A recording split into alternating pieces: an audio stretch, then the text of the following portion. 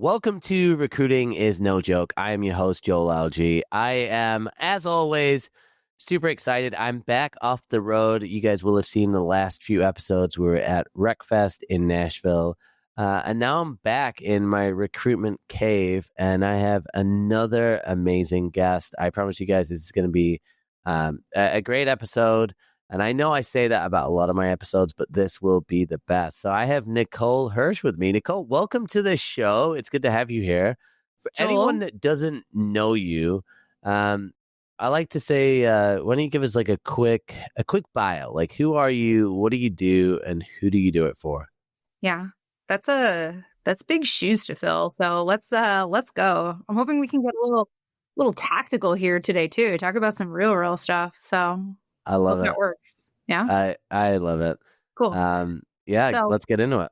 Yeah. So hi everyone. My name is Nicole Hirsch. I have been in recruiting for 17, almost 18 years now. I started off in agency in 2008. And if anyone was in the Oh. workforce then, What was that like? I just want to get into it. Like 2008 to start in recruiting. That had to be insane.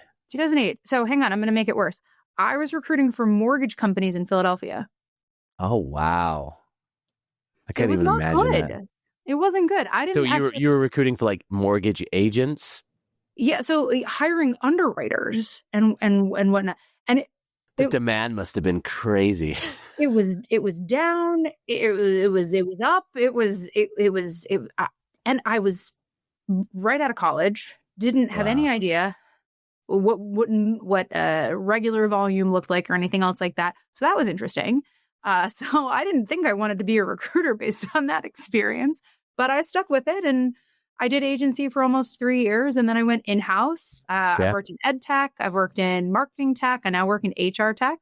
I am forever grateful for the agency time. I met some of my best friends in the whole world there. I've worked with many of them multiple times, but I love the in-house gig. I've been doing that ever since 2011. And now I do recruiting in-house for a company called Lattice, which is, we are best known for our performance management, employee engagement, technology. We're actually much beloved by our 5,000 plus customers for all of that. And yeah, it's fun. It's cool being on the HR team at an HR company. So that's pretty rad. Yeah, it's super interesting. Yeah, that's cool. I'm curious, like when you got into the agency recruiting, obviously like 2008, it's a tough time to jump into anything.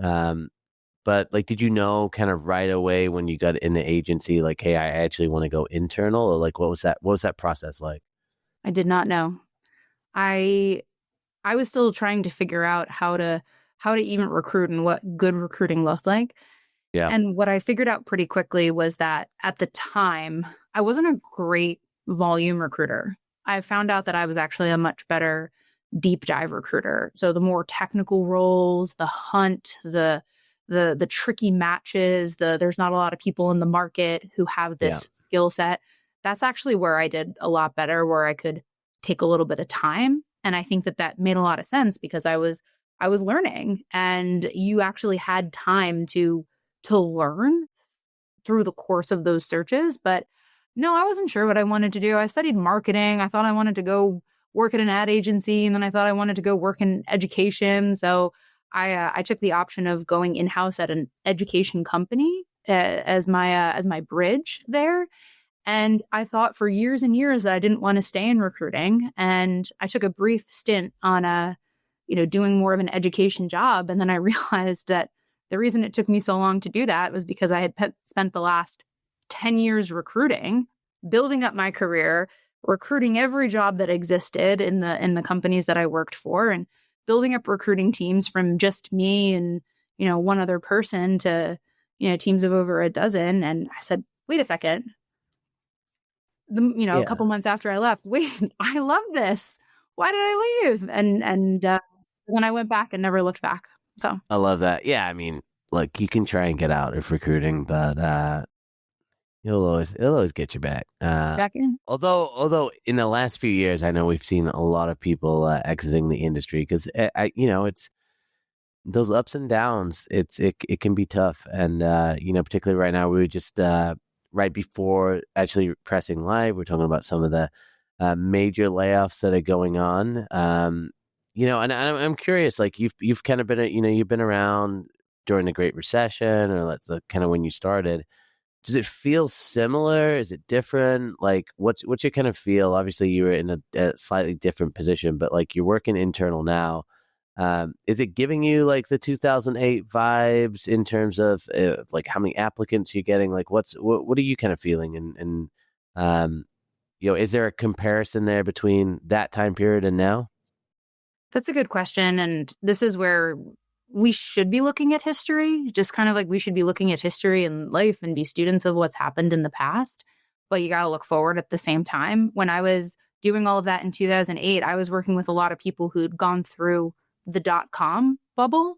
Yeah. And drawing a lot of comparisons and saying, well, this is what was the same and this is what was different. And people want to create connections. Like they want to see, as humans, we very naturally pattern match. So yeah, we're very naturally going to pattern match. And I think there's a lot of things that are similar. The one thing that really stands out to the two things that stand out to me, to your point about applications versus open jobs, that's actually relatively similar, although there's very different dynamics that are going on right now. And during the Great Recession, jobs were so much more localized. Like the jobs were in the metropolitan areas where the companies were. So I mentioned Philly. The jobs were in Philly. They were in New York. They were in Chicago. They were in Cleveland. Wherever it is that the company was, that's where the jobs were. So there were fewer applications, but there was this understanding that you would, by and large, be in that place. What's happening now, which is why we're seeing this magnitude of volume change, as much as there's all of this about return to office and whatnot, there's still a substantially higher number of jobs that have the opportunity to be in, even if not fully remote in places. There's a couple of different office locations where, hey, you can be in this office or this office or this office. And that has increased substantially. So that's the one thing. The second thing that I think it's not the same thing, but potentially similar dynamic. In 2012 is when LinkedIn Recruiter came out. LinkedIn existed, but that's when Recruiter came out, if I've got my dates right. Maybe it was a little earlier than that. But there was this sentiment that LinkedIn Recruiter was going to do our recruiting jobs for us. Here we are in 2025, and I don't know a recruiter that hasn't used LinkedIn Recruiter, but I don't think anyone would say it's replaced us. And this whole conversation around AI, I mean, I don't look. I hope I'm not eating my words here, and someone's gonna do all of our jobs for us. But I think that there's this mentality of like, oh, this new technology. And Joel, you've written posts about this. I think you wrote one just a couple of days ago about it's not just filling roles; it's about all of these other things that recruiters need to do to be successful. So I think that sentiment is the same. And then once people realized that, wait a second, I need to adapt to LinkedIn Recruiter because this is going to take the power of like an agency database or anything else like that. And now I have to harness it. And the better people were at LinkedIn Recruiter, those were the people that won the wars for talent, as tech was just up and to the right for like 10 plus years. That's such a good point. And I think too, with the advancements in AI, at least what I've seen in terms of what recruiters can use, I've seen the evolution too with messaging. So I think about sequencing, where 5 to 10 years ago, you were setting up sequences, you were kind of ahead of people, and it was this magical thing. I can send one message and it will follow up with people. Now everybody's doing that. Now with a lot of these AI sourcing tools, you're able to find similar candidates, and you can get an email sent to you with 50 matches for the jobs you're working on. And so it seems like it's kind of easier to find people, but it's this engagement. Like, this is what I'm thinking about. It's like, how do you stand out? Like, particularly if you're not like a household name, like you're not on Amazon, you're not a Google, you're not a Meta, you're not a brand that everybody knows. Like, how do you stand out in that noise? How do you engage people? How do you stand out in the inbox? When I think of my own inbox, I'm hit up by salespeople, I'm hit up by retailers, I'm hit up by random solopreneurs that are starting newsletters. My inbox is insane. My LinkedIn inbox is insane. And so it's like, how do you stand out, or like, what do you think some of those keys are? Particularly for those brands that aren't as recognizable, like you're looking to reach out to someone. How do you stand out in just how noisy things are? The noise thing is so real.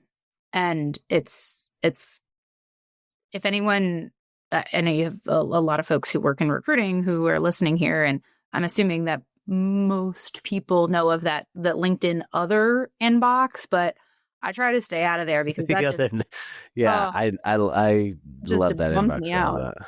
Oh, horrible. So standing out is tough, and I've rarely worked for a household name kind of company, so that's always it.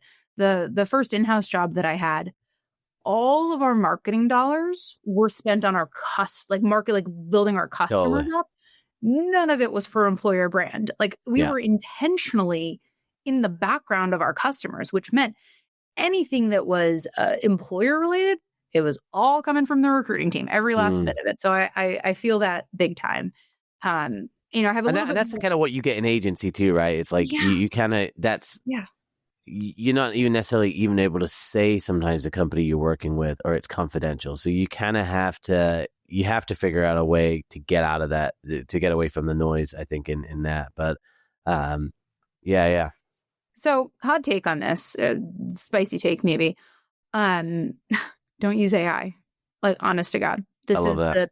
the everyone is so inundated with AI slop. And by the way, I am pro AI. I think that the amount that it can do for us as we harness it is already so incredible, and the use cases that we have. And this is not the place. This is Mm. the place to be human, to be personal. And I am, and I know this is potentially more geared to my folks who are not doing like the big high volume recruiting, because I can imagine that this would be different. But I go low volume, really high quality, really high touch. It's just funny that you brought this up. I felt like we planned this and we absolutely didn't. I was actually looking at my own personal in-mail metrics, because as much as I've been in a recruiting leadership role, I've been carrying recs, and they've largely been it's largely been leadership roles, but I've had IC roles as, early in Yeah. career, mid-career. So I've recruited all of those in the last couple of years, my current company, Lattice, and I don't use AI for my outreach. Mm. I customize the message. It's human, it's personal. I say who I am and what I'm about. I talk a little bit about what the hiring manager is about. I have a much higher response rate than average. I have a much faster response rate. So you can see in LinkedIn how quickly prospects are responding to you. I have a higher response rate on average. And the other thing is leaving it open-ended. It's less about you have to talk to me right now kind of thing, and that all of that urgency that comes with things like marketing emails or spam emails, that it's like you got to talk to me right now, and it's more of it's more about relationship building Mm. uh, than anything else, and that's the thing that's stood out. And every single in-mail has something that's personal about that person, right? Whether it's where they work, whether it's about a skill set, whether it's about something that's some progression that they've made, right? Because some LinkedIn profiles have a ton of information, and some LinkedIn profiles just have where they worked. Or it's about making that personal connection, and that's actually the thing that gets to be a little bit more fun, is looking for who you have in common, or who at your company you have in common, and saying like, hey, like we both worked with Joel at or I worked with Joel at this company and you worked with Joel at that company. Creating some of that connection and adding some of that like you are actually paying attention to them. Mm. Because the thing for me too, I've gotten those outreaches before. The outreaches that are spam, I ignore. The Yeah. outreaches that are real, even though I'm not looking to leave my job, I will respond to them. I will call them. I will say, I'm not interested, but let me connect you with people in my network. It's so clear who is making an effort and who is actually like looking at my profile. And by the way, what I'm talking about does not take a huge amount of time. No. It doesn't. Well, that's why I always wonder. It's like, okay, so I think about, let's just map out a day, right? Like you got 8 to 10 hours of working. Okay, I get my sourcing, my messaging done in 15 minutes. Like, what exactly am I doing? Okay, maybe I'm doing some screening calls, but it's almost like what like sometimes it's like, why are we trying to speed things up? Like, what else do we have to do? And then it's just a race to the bottom then as well. So I love that. I love the intentionality behind it, and I think that this keeping that human, that's how you keep that human in the loop. And I think with something like outreach, it's so critical because it's like you're representing your brand, especially with what you're doing too in like HR tech. They could be a buyer. They could be connected to someone who's a buyer. And then I love that too in terms of thinking about it open ended, and then also thinking about, okay, maybe they respond and say, I'm not a fit, but if they trust that you're real and you're genuine, then maybe they introduce you to someone else as well. Um, Absolutely. I get that it's actually huge. more often. The further in my career that I have gotten, the more, and I remember I'm thinking of my first agency boss, and then I moved to a different boss. I'm remembering, like, did you ask for referrals? And how I was like, how do you get referrals from this, Yeah, from someone who I don't even know? And I get it now, right? And I, it's because it's like a what's in it for me, and you have to think about what's in it for them. And yeah, I get referrals from people all the time. They're like, hey, I'm actually starting a new job next month, but I actually know someone who would be great for this.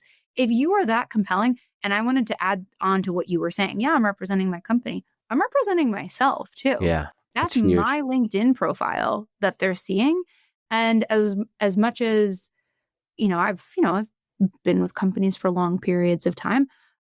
I'm we don't work in 40-year stints anymore. We work in like Totally. 2 to 10-year stints at the absolute most. So you're still representing yourself.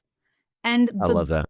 best recruiters who I know, there's, everyone thinks that Rolodexes have gone out the window, and maybe to some extent they have. But when you are operating with this like high integrity, human personal touch, people remember that. And if let's say you change companies in a year from now, and you reach back out to someone, think about how much like they recognize your name.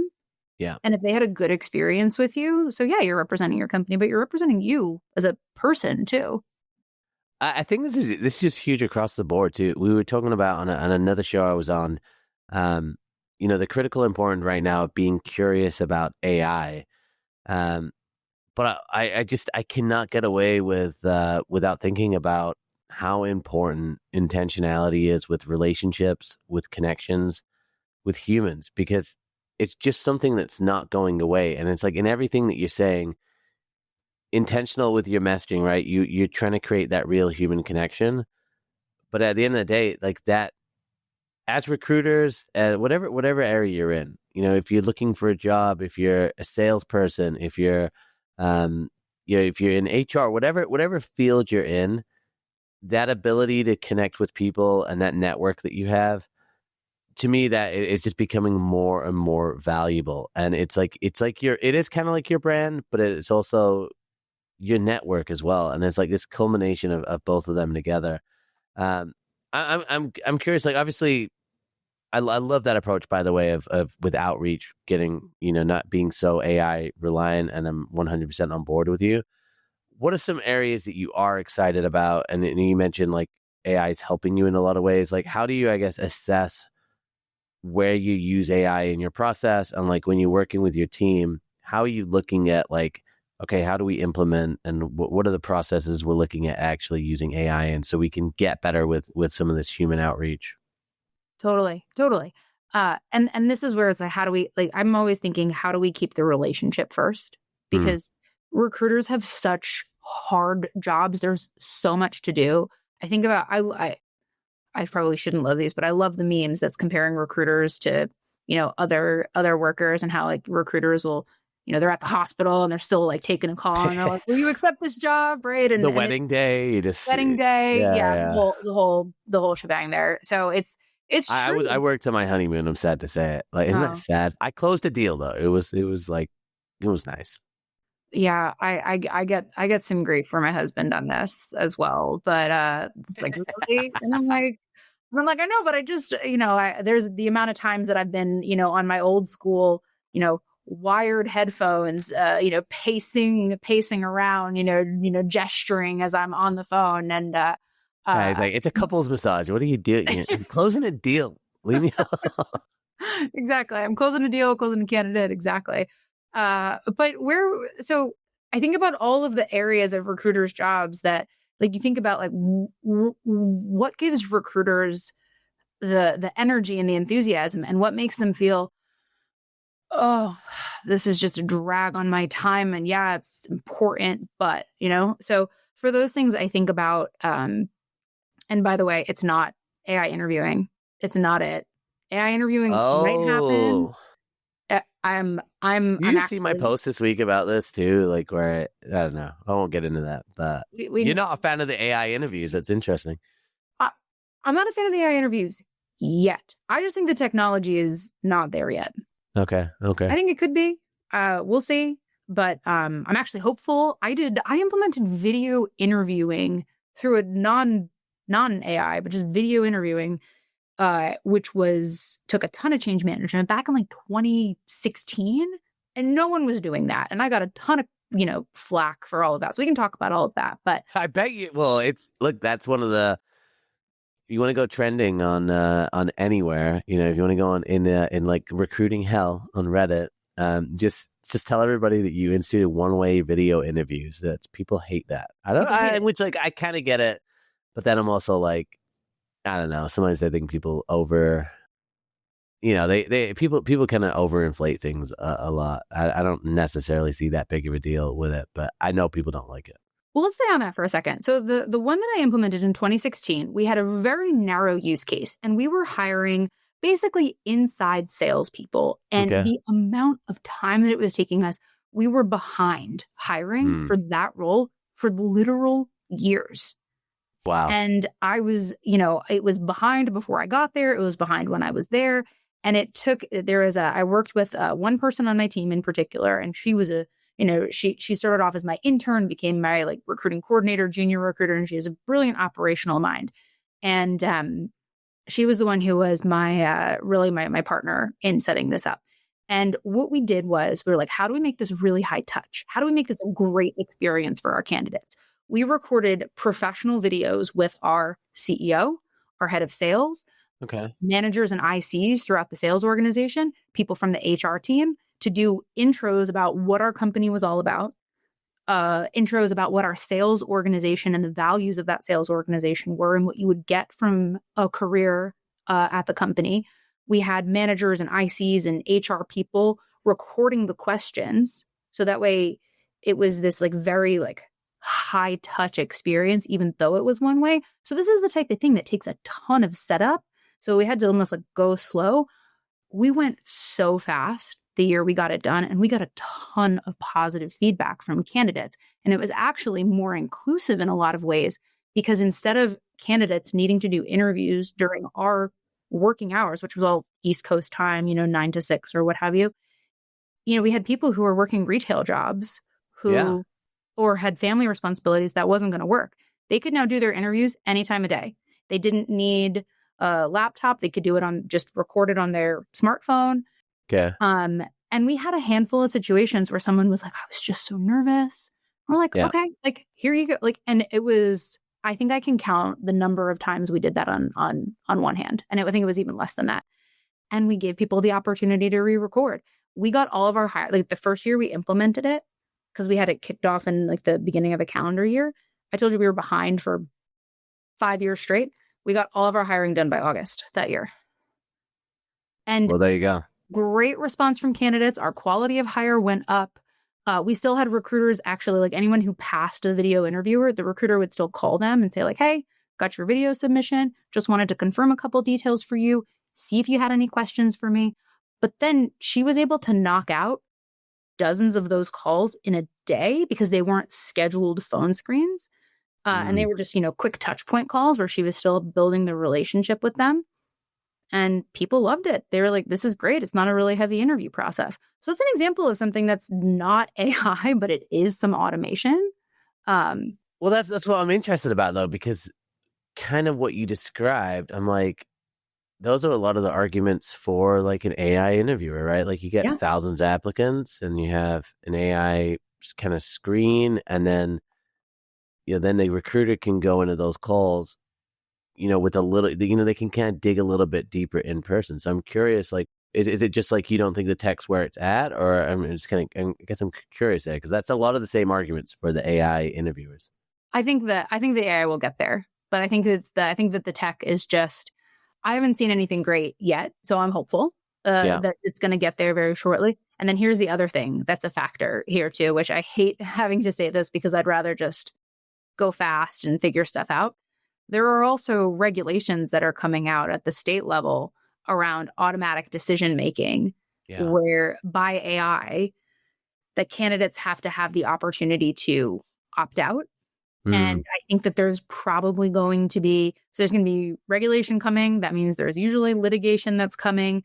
And I haven't seen enough of the safeguards that the providers of the AI interviewing. And again, I could be wrong. I haven't done an exhaustive look at all of this. So there's so many. I mean, it's like we were just at a conference and there was, I think, 105 vendors. And I want to say at least 60% of them were AI interviewers. So it's like, there's just so many.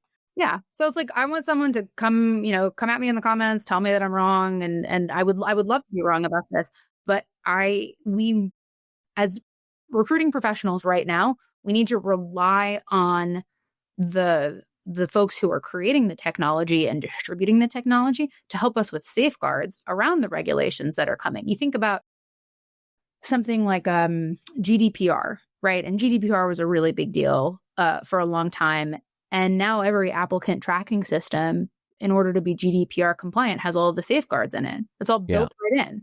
Yeah. None of it's built in that I've seen yet to any of these AI interviewing things yet. So I think we also have to be, it's this combination of, I think the tech's got to get better. I think we got to, look, the rules are rules, but at the same time, I think we got to be a little conservative at this moment in time when everything is so new. Like, I'm not going to be the one to say, to be on the front page of a newspaper or to have a lawsuit or something like that, because we said, let's just go for it. So that's my big wish, my call to action for all the folks out there who are building AI interviewing. I think it's got incredible potential, but we got to do it right. We got to do it right for the candidates first and foremost, and we got to do it right for the recruiters. Yeah, and look, I think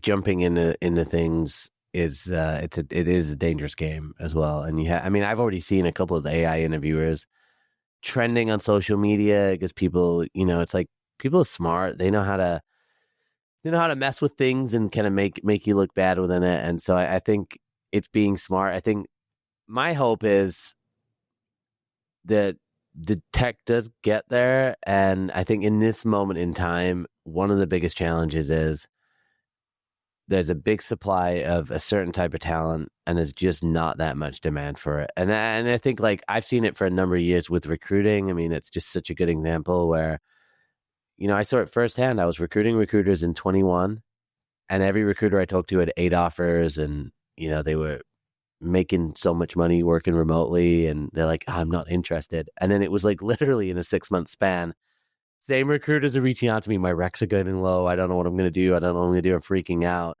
And now it's kind of just spread to different areas. And so with these corporate positions, we're now, like you said, one of the big differences between 2008 and now is it's just way easier to apply to jobs and everything's gone online. And now it's even easier to put together a resume because you got ChatGPT. So you got these like AI smart job seekers and they're clogging up the system.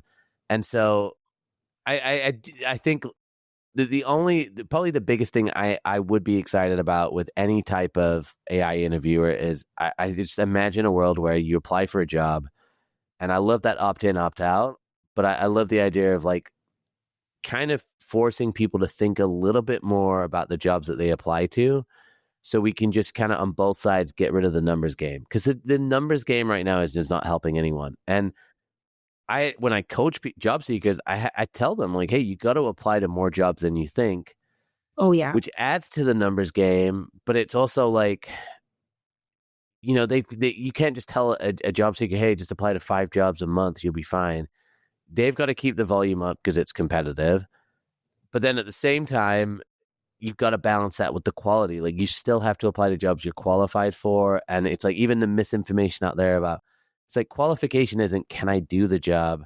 qualification is, okay, from the hiring manager's perspective, how much of a risk is it going to be for them to bring you on board? And unfortunately, they're looking at what have you done? What have you done in the past? Because their boss is going to say, why did you hire this person? And if you can't show on your resume you've done similar work, it's tough. So I think if AI can promise like a solution that helps candidates be more effective and helps recruiting teams, I'm all on board for it. And to your point, it's what we don't want is just like people to get lazy and go and just let AI, kind of take the wheel and start selecting people. I think that's the danger there. And I don't think that would happen intentionally. I see it more of happening as like, hey, we're just overwhelmed, and this is a solution to help us not be overwhelmed. I could But not something's agree. got to change, right? Yeah. I think that the don't let AI take the wheel is perfectly put. So I'm curious, like, have you seen any really good AI interviewing yet? I've seen a couple tools. Like what I really pay attention to with any type of tech as well is just like the people behind it. So like I'm more interested in like people who genuinely care and then people who don't. And what I mean by that is there's a lot of people, just in tech in general, they're in it for like a quick acquisition or they just want to be rich, right? And I'm not saying like making money is a bad thing necessarily, but I listen to a lot of like, hey, I've heard candidates are really struggling and it's really struggling. I've heard recruiting teams are really struggling and I want to create a solution to like help. So that's what I'm listening to behind the tech.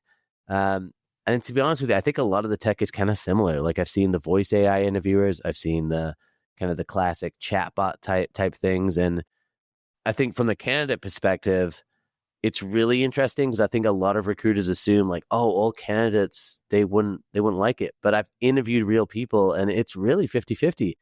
I hear a lot of people saying, I feel less judged with technology than a human because they might have had experiences with humans where they felt judged. And, maybe the recruiters on there, like they can hear him taking notes and being like, and they're feeling judged. And it's like, then they're like, well, a robot's not going to judge me in the same way. Where I think most people think for a long time, it was like, well, the AI is going to be super biased. But what I hear from candidates sometimes, like maybe it won't be as biased as a human. So I just think it's like, I don't think there's like a one-way solution, which is what I think is hard. And like to your point, even with your team, like you're thinking about, okay, what is painful for you as a recruiter? Like what are the things that you don't enjoy doing? What are the things you're good at and you enjoy doing? Even that, I think with recruitment teams, like I know some people who love like, I don't know, taking notes, right? And they just like, they love taking notes. And I know the people who hate taking notes. So it's like, I think with some of these tools, it's like trying to come up with things that are flexible that work best for the individual. Yes. And it's like, how do we kind of bake in some of that customization just to know like, okay, this is actually probably better for this person, maybe not so great for that person. So my rambled way of saying like, yeah, I don't know. There's a lot and a lot of change. What are you paying attention? Like, how do you keep yourself upskilled with this? Because I know a lot of times people are saying like, hey, stay curious with the tech, like stay up to date. How do you do that? And you also asked me that I didn't answer you as directly because I went on a tangent on video interviewing. So about way what it AI are goes. we using. So I'll bundle those together. And I think you're right too. It's there was one that came out and there was someone who I think I looked at this person's LinkedIn profile and they had worked in tech for like 6 months and said that recruiters were going to be obsolete in 6 months. And I was like, Stop. huh. Yeah. I don't think that's right, So anyways, especially when you sell, like just a tip for any vendor, if you're selling into a space, probably good to not say that you're just going to make everything obsolete within the space. Like just a general rule, like at least lie and say like, this is going to help you and be better. Right. Like I literally met with, there was a really big thing at a conference. There was someone who was walking around. They're like, yeah, recruiters are going to be replaced by next year. And I'm like, dude, you're at a recruiting conference. Like, why are you saying your that? audience. Yeah, exactly. Exactly. Well put. So in terms of how to stay up on it and in terms of what we're actually doing, we implemented Bright Hire 2.5 years ago. It took some change management. I would have a riot on my hands if we ever tried to remove Bright Hire. We love the AI notes. We also love the metadata that tells us talk time in terms of like interactivity ratios between the recruiter or interviewer and the candidate? Is there any bias that is existing in terms of male or female candidates getting more questions or fewer questions or different Totally. questions, things like that, which has been awesome. It now gives interview coaching insights to people. And if anything, that's like, sometimes it tells me good job. And I'm like, that's pretty cool. I'm Awesome. getting coached on interviewing, and I don't really get that much at this at this point. So I'll take it. But that's something that works really well because we have structured interview processes, competency-based interviews. Everything is built out in our ATS. We have faster and more complete scorecards. I have my entire executive team filling out scorecards in our applicant tracking system. That has never happened to me before. And they have been awesome about it. And, I'm going to attribute a big part of that to Bright Hire's interview intelligence.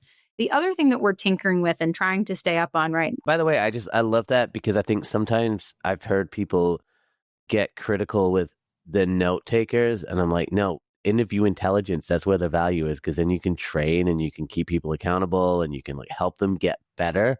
Then you kind of need to talk about that more versus like just hey, it's a note taker. Like it's not about the note taking, it's about understanding like what's going on in the interview. Anyway, I wish that was talked about more. It should be talked about more, and it gives us, when there's more data there. I mean, we've been using it for 2.5 years, and the thing that we've been able to put together is an actual legitimately good quality of hire assessment. And by the way, I know quality of hire can be a little debatable, contentious even, and I don't think there is one perfect way to measure it. But what we are able to do, because we have all of this data from our interviews now, because we've got the scorecards, but then we also have transcripts, right, from our interviews. And we've got an under 2% opt-out rate. We do over 7,000 interviews in a calendar year kind of thing with our recruiting team of 5. So, and that's all interviews, right? That's the recruiters interviews, hiring manager interviews, coding team interviews, everything.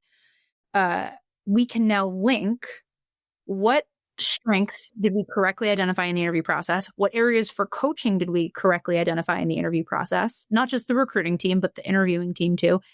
And I say areas for coaching because there is no perfect hire. Full stop. No one, and the thing that you said, Joel, is so accurate about people need to have done the exact job in order to get hired, which can be lazy hiring in some points of view, sometimes my own as well, of like, as opposed to seeing the potential in people's progression of work experience. But that's another story for another time. And I was just saying that as a point of like that it's just, again, people want to do the easy way. They don't want to take the risk, right? So that's like what they default to a lot of the time. But like you said, like being able to identify potential, understanding who are those future people who are going to do great things. It's very hard for people to nail that though within recruitment, which is what I found. It's like we just default to, what have you done? Have you done it before? Great. In this now I industry, have to think about it. Yeah. Yeah. Can you bring your Rolodex along? Because that's what's going to make you successful in this sales role. It's like, okay, perfect. Yeah. It's like hiring accountants right out of Big Four. It's because they do that because it's signaling, because Big Four has all of the training and the structure and the everything else, like all the controls in place already. So so it is what it is. But all that to say, the interview intelligence piece and pulling together quality of hire, we can now actually assess that with a much higher level. And we're pulling in 90-day reviews, which we do through Lattice's own performance management tool. And we're matching those things up. And that allows us to, come back and iterate on our interview process and say, hey, actually, we're doing pretty well in this area. Or, hey, we're actually seeing a pattern where there's something that we're missing in our interview process. We can iterate on that and improve our interview process because we have this interview intelligence that I think every person who's been, who's recruited for a year or for 10 years or for 30 years has had incomplete scorecards, and the interview intelligence tools just bypass that completely. I love that. Yeah. Yeah. And it's even, I just think of interview training in general. Like it's just I think that was one of the things I noticed just getting into recruitment and initially was like, I was like, how come I'm asking the same questions over and over and over? And it's like 6 rounds of interviews and why do you want to work here? It's like people just default to the same questions. And I just think, yeah, this is where interview intelligence can come in. You can figure out, like, are we asking the same questions over and over? Do we need to ask different questions? Who do we need to train up? Who's Yes. a really great interview? Who isn't? And it's like that's how you get better. And that's what I love about I love that more than anything. And like, yeah, it's nice not to take notes, but that's not like the actual value of this stuff, which Bonus. yeah. It's a bonus. It's a bonus. The other thing that I would say that has been, I don't want to say it's been a thorn in my side ever since I was, started in in-house recruiting, but I think about weekly updates. And you think about on a Friday, and Friday is such prime time in recruiting in so many ways of like, you're trying to get an offer out before, you're running a debrief, you're trying to get an offer out before the weekend, the candidate maybe has a competing offer. And then you're thinking about, the rest of your rec load and sending out your weekly update to a hiring manager or a department head or an executive or whatever it might be, and the time that it takes to pull data. And some applicant tracking systems are getting way better at this. And there's other tools out there like GEM and so on and so forth. And I think that they're great. And I think that they're getting better all the time. That's the other thing, by the way, that's different from the Great Recession, is that the tools that recruiters have at their disposal. I have never seen anything like it. And there has been an explosion of tools. There's some slop out there too, but there's so much more that's available to recruiters. But where we're doing some experimenting with AI is actually building bots, agents, whatever you want to call it, in Slack, which is the primary chat tool that we use at my company. And we're pulling reports out of our ATS and having the agent take care of writing the report and automatically populate it to Slack. So then you have it too where like a hiring manager could just, ask a question and get kind of like an answer and an update from an agent, or we're working on that. We're training it on that now because we care more about them getting the right answers and like not hallucinating in things. We have that set up for our recruiters to be able to pull things. It's just like, the search is going amazing. And you're like, it's right. not though. You're doing the chat GPT thing where you're just being nice to me. Right. We've got other things set up where recruiters, we have this agent set up where recruiters can retrieve salary ranges, salary tiers. So as opposed to saying like, what geographic tier is, Ann Arbor, Michigan, or what geographic tier is Phoenix, Arizona, it'll just, and like looking at where that is on the map, is that 50 miles from another major metro? What, we've got a wiki that has all of them listed out. So it just returns all of that. And then going and looking in the compensation system and seeing like this job family at this level and this tier. And it just returns all of it for the recruiters when they're just on the phone. So they don't have to go and triangulate information. That took some training. And obviously that comp data needs to be accurate. It can't hallucinate something like that. So our next step is creating more like recruiting wiki self-serve for our hiring managers. We're really close.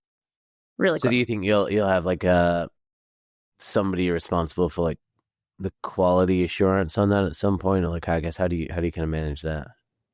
Yeah, that's the question mark, to be honest with you, because when you're training the data, it's like, okay, that's one of the reasons that we haven't released it to hiring managers yet, is because right now we've got a bit of a control that it passes through the recruiter to just kind of spot check it before it gets pushed to the hiring manager or the department head. Yeah, this is why I think like we were talking all that hype about like, AI replacing recruiters. There's obviously a lot of fear out there about AI replacing all these different job fields. And I think what I've seen is you still need that knowledge base. You still need the people who just know and can just sniff, okay, that's good information or that's bad information. Like that is still so valuable, because the reports of the hallucinations and just wrong information has actually been going up with a lot of these tools. And at the end of the day, you still need to be a subject matter expert, and that's why it's important still to just know. And there's still so much value in that. And I think sometimes people are overestimating or they're underestimating the value of just like knowing like what's true and what's not. Like it's still so big. And I've also noticed that, and I've seen the studies around just people getting lazy with AI. And I was thinking about that today with like with the Google search, where it's like you just type it in. It's like now we don't have to go look for the answer on the website. It just tells you what the answer is. But Yeah, it's just a scary thing to think about, especially in recruiting, where it's like you're just going to take the word of AI that it summarized the resume and said that they're a good fit for the job description. It's like, no, like you got to call the person and talk to them. So, and you still got to be able to sniff out like whether someone's like real or not, or whether they're telling the truth. Yes. So there's so much value in that. Yeah. There's actually a really good study that Josh Bersin just, he was on BBC. I'm just double checking to make sure I get the percentage right. But something like 45% of AI queries are resulting in erroneous answers. And it's because the more crazy, which it's like it's like these, like, it's like starting with law of small numbers, and it's like, 2% error, but then it's getting magnified in these LLMs. So there's all sorts of interesting things about, okay, what is that going to result in for companies that are creating these AI agents, and like, how do you create guardrails and things like that? I'll send you the article. It's actually, I was reading through it and I was like, it's something that I feel like we're intuitively understanding, and this quantified it. And I was like, whoa, cool. So it's good. It doesn't, honestly though, I'm like, I was thinking the other day, I'm like, where are they getting all this data from? I'm like, well, they're getting a lot of the data from like the internet. And I'm like, when has the internet proved to be like that accurate? I'm like, I don't know. Anyway, obviously there's a lot of good information on there, but if they were like, we trained our LLM on like scientific papers, I'd be like, oh, I trust that. But then when it's like, yeah, we trained our data of Reddit, I'm like, when was Reddit ever? It's like, it's helpful sometimes, but like there's also a lot of weird stuff on there. Like they drag recruiters through the dirt all the time. I don't want that being what the data's trained on. So, okay, so interview intelligence sounds like some of these interactions. Are you doing anything? And I know we're kind of wrapping up for time here, but are you doing anything candidate wise, or like, what's your thought with like it's kind of overall candidate experience? Like, surely there's a lot we could do better. Like, what are some of the things that you're doing? It sounds like you've got some pretty good processes there, but just curious for other recruiting leaders or even just other recruiters, like what are some things that you're seeing on the candidate side of things as far as candidate experience? Yeah, this is I don't know if this is spicy or not, but it's the non-AI answer. And I think that AI has the potential to be so powerful in so many ways, but you've got to have just bulletproof foundations, right? Have your ATS clean as a whistle, in terms of like how you have things set up, and your email templates if you use a scheduling tool, and so on, and have like, you make sure it's clean stage. You've got consistent stages across your entire organization so you can do really good reporting. And that's when you can start to layer AI on top. But from a candidate experience perspective, forgive me, this is a bit of an old school answer, but the two most important things are prepping candidates for interviews and picking up the phone and calling them in between their interviews. Not like in between, like, oh, you've got an interview at 1:00 and then later at 3:30. Yeah. I'm saying like from one stage to the next. Yeah, it's it's agency right there. Yeah. Yeah. And I mean, I think half the people who have worked on my recruiting teams have come from agency, and half of them have come from in-house in terms of like how they've come up. And that is the one thing, you pick up the phone and you talk to them, because that's the other thing that, like, an AI or a fake candidate, if you are building your relationship with your candidates, all of my recruiters know right now the likelihood that their candidates are going to accept our offer or not. And they are right? And I'm not saying we have a perfect offer accept rate. Ours are way higher than industry benchmarks. We're consistently, above 85%. We're usually over 90% offer accept rate and so on. And we're really fortunate for that. But it's because we pick up the phone. So like from a candidate experience perspective, the way to differentiate yourself is do what other people don't do. Like, sure, you can send an email and you're going to have some candidates who are going to prefer that. Yeah. But pick up the phone, have a conversation, be real. Like, people are craving that human connection. So true. Do that for them. You are going to be, for my in-house recruiters who are out there, you're actually going to work with these people, right? At your company. Like, this is your future coworker. Like, so. Yeah, I think a past guest that we had who's actually recently passed away, Matt Lavery over at UPS, like led the whole hiring for them. And one of the things that always stuck out to me, like we're talking about just Canada experiencing just like transparency, communication, and then just he'd always just say like every single, and obviously with UPS, they're a massive company and they have so many customers, but he's like every single candidate is a potential customer, so we need to treat them that way. And I love, like, what I'm going to take from this is treat everybody like they're going to be your coworker, because likelihood is, if they're the top candidate, they will be. So you're going to see that person at the whatever you have, like your annual retreat. Like off or retreat. And I think it's like those types of mindsets, like we sometimes just need to refresh, because I get it. Like it is, I've done those memes before. It's like the best part of recruiting is the people. The worst part is the people. But it's like, it's like people are people, and it's like sometimes we just forget, and it's like I know how corny it is when it's like, don't forget, like behind every application is a human. Like it can be corny, but the reality is it's just true. And I think sometimes, like, look, I love recruiters. We get beaten up on both sides. Like the hiring manager blames us, the candidate blames us. Like we just get blamed, but it's like we have to like not get jaded by that. Just remember, like you said, like keep in mind, like this person is going to be someone you're working with, or it's like if they're not a good candidate right now, maybe 3 years from now or 4 years from now, they will be working with you. So you just, or maybe you move company and you move to their company. It's like you said in the beginning, you have your own brand. Like, if someone's like, oh, that's a recruiter that ghosted me, now they work for us. It's like, what brand are you creating? And again, I think with all that being said, I think there's always, this is where it's just like having just like empathy and grace for people and being like, all right, like, and just being honest with yourself. Like, yeah, okay, maybe I made a mistake, and like not getting, that's why I think on social media, sometimes like we got to play like, hey, we're humans too. Like sometimes we do make mistakes, but like, are we able to admit that and like own those things as well? It's just, it's being human, it's crazy. 100%. It's being real. The transparency. I love Being that. real. Transparency.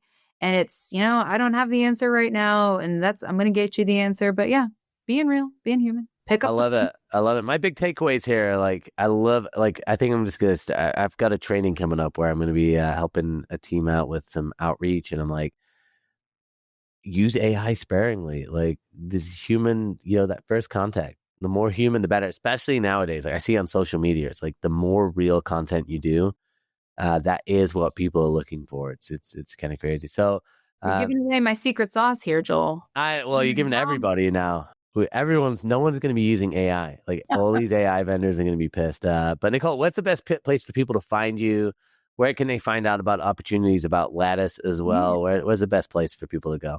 Come find me on LinkedIn. I'm pretty easy to find. Nicole Thompson Hirsch, even though I just go by Nicole Hirsch nowadays. And lattice.com, we're pretty cool. So there's a lot of cool stuff that we're doing. We actually have I think magical is the only way to describe it, AI agent that we've deployed. So it's pretty incredible. So come check out lattice.com, lattice.com/careers. We'd love to hear from you. Oh, guys, as always, if you're listening to the show, you want to connect with Nicole, just be patient. She's not hanging out on LinkedIn all day like me. So be patient, and then just say, hey, heard you on the Recruiting is No Joke podcast as well. That always helps out. And as always, guys, if you go to www.therealistrecruiter.com, you can find some more resources. If you're reaching out to me, I get a lot of messages as well. So just be patient, but I appreciate all of you guys. And we'll be back next week with another episode. Not as good, but still pretty good. But Nicole, again, appreciate your time. Thank you so much for spending time with us. Great conversation. I'm sure we'll go back and listen to it over and over. And hopefully we'll be able to meet in real life soon. Love it. Thanks for having me, Joel. All right. We'll talk soon.